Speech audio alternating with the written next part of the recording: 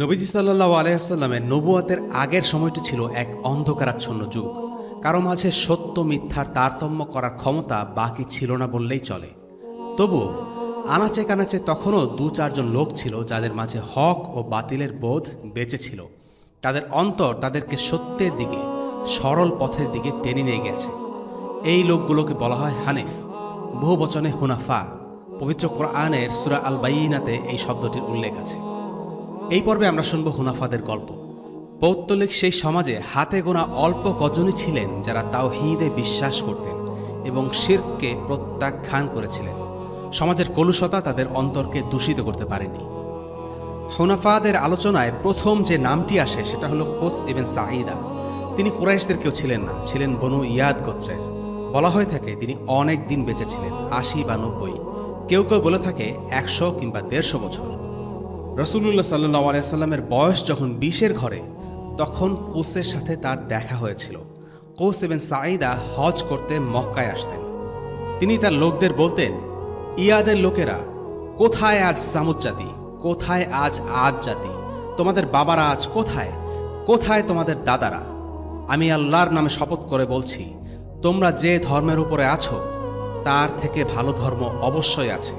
অর্থাৎ কৌস ইবনে সাঈদা তার গোত্রের পৌত্তলিক ধর্মের রীতিনীতি পছন্দ করতেন না। তিনি বুঝতে পেরেছিলেন তারা ভুলের ওপরে আছে।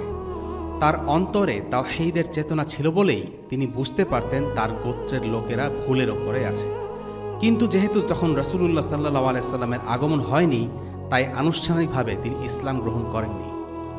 প্রাক ইসলামী যুগে বিখ্যাত হুনাফাদের আলোচনায় যে চারটি নাম আসে তারা হলেন Zayd ibn Amr ibn Nufayl, Waraqah ibn Nawfal, Ubaydullah ibn Jahsh এবং উসমান ইবনে আল হুয়ারিস।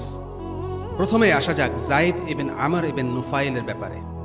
যায়েদ ছিলেন কুরাইশ বংশের সন্তান, কিন্তু সত্যের সন্ধানে মক্কার বাইরে যাত্রা করেন। ইহুদিদের কাছে যান, তাদের কাছে ইহুদি সম্পর্কে জানেন। সব জানার পরে এই ধর্মের অনুসরণ না করার সিদ্ধান্ত নেন। এরপর তিনি যান খ্রিস্টানদের কাছে। খ্রিস্ট ধর্ম সম্পর্কে জানার পরেও তিনি পুরোপুরি সন্তুষ্ট হতে পারেননি, তাই খ্রিস্ট ধর্ম গ্রহণ করেননি। শেষ পর্যন্ত তিনি জানতে পারলেন নবী ইব্রাহিম আলাইহিসসালামের দ্বীনের কথা, যে দিনকে বলা হয়েছে হানিফিয়া বা একমাত্র আল্লাহ সুবহানাহু ওয়া তাআলার ইবাদতের দিন। তিনি ইব্রাহিম আলাইহিসসালামের দ্বীন অনুসরণ করার সিদ্ধান্ত নেন।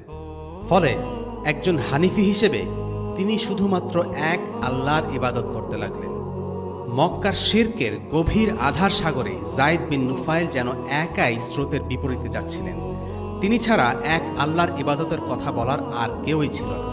আসমা বিনতে আবু বকর রাদিয়াল্লাহু আনহা বলতেন, আমি দেখতাম যায়েদ বিন নুফাইল কাবায় পিঠ ঠেকিয়ে দাঁড়িয়ে লোকদেরকে ডাকতেন। তিনি বলতেন, হে কুরাইশ গোত্র, তার শপথ যার হাতে যায়েদের জীবন ও মরণ, আমি ছাড়া তোমাদের কেউই ইব্রাহিমের দ্বীনকে অনুসরণ করছো না। অথচ কুরাইশের লোকেরা খুব দাবি করত যে তারাই ইব্রাহিমের দ্বীনের উপরে আছে।